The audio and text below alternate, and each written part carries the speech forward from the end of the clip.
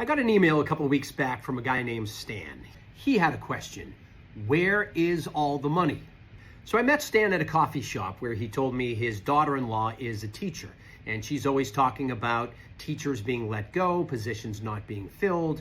He told me that he sees on the news firehouses that need to be replaced but never are because there's not enough money.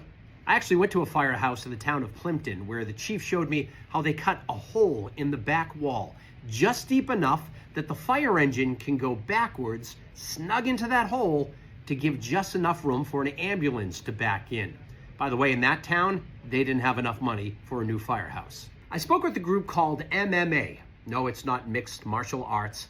It's Massachusetts Municipal Association. And they just put out a report entitled The Perfect Storm, an historic fiscal crisis. Well, I found out cities and towns usually get about 20% of their money from the state. And I'm talking unrestricted, do whatever you want with it type of money. They call it UGA. That's unrestricted general government aid.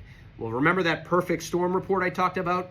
Well, that says that right now, when you factor in inflation, which is rising, most cities and towns are getting about 35% less money than they were getting 20 years ago.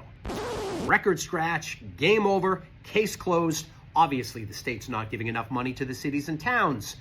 But wait, I reached out to the governor's office, which said the cities and towns get a lot more money than just that unrestricted money. They also get Chapter 70 money, which goes specifically to schools. They get Chapter 90 money, which specifically goes to local roads. And oh, by the way, a lot of that money comes from the millionaire's tax. So why are cities and towns seemingly broke? I've heard a few theories on this.